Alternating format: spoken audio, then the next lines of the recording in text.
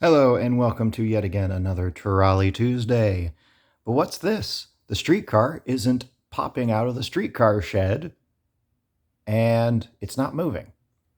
Well, that's because this car is still currently under restoration. Unfortunately, for some reason, the motor chassis doesn't want to move. Even though I've checked the wiring and everything else, this car is mechanically sound. The motor just doesn't want to move, so I don't know if it's dead or not, so I have to send it off to get repaired.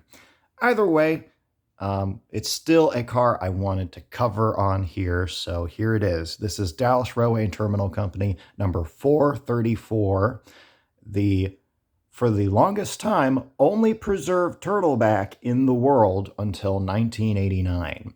So yeah, car 434 has an incredibly unique history in comparison to its two other sisters, 189 and 186.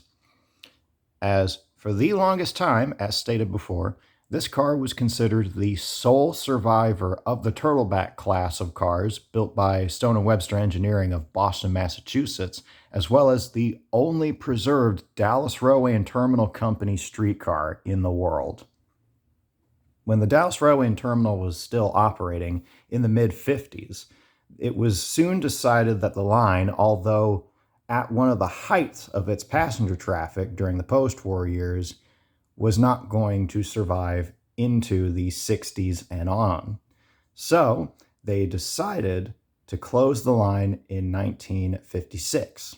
However, a year before this, in 1955, the car was actually donated to the Seashore Trolley Museum in Maine.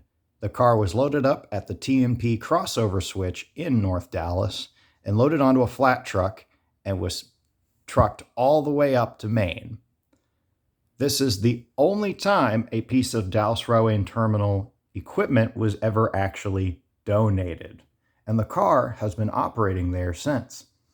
And at the time, it was believed to be the only surviving vestige of the Dallas Railway and Terminal Company.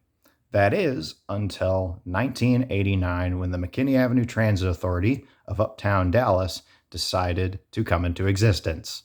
And with it, car 186, the other sole surviving turtleback, was brought back to life using spare parts from a W2 from Melbourne, Australia. You can actually go and visit car 434 in Maine and take a ride on her during special event days. And the livery that she's in, and the one that's depicted right here, is the livery that she wore in service on the DR&T in the early to late 50s, and is the livery that she still wears to this very day. Now, unfortunately, as I said earlier, my car doesn't move. However, the lights do pop on, and you can see some custom silhouettes that I have added to it. Here's some of the others. A little bit hard to see. And then here's the other ones. These ones look a little bit better, in my opinion. You can see the conductor and, of course, the motorman. And you can see him sort of standing in the doorway there. Of course, on the other end, here is the motorman again. Here he is. He's kind of blocked off a little bit, a little hard to see, but he's still there. But yeah, now I know what some people are thinking. James, did you just take another streetcar and just repaint it? Well, no, I did not. Here's 189 and 186. And here they all are together, the three turtlebacks.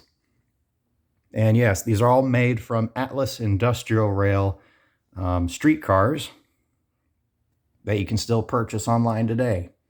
So yeah, one day, hopefully, we'll cover this car again, hopefully with it in operating service. But until then, we'll see you all down the line till the next video.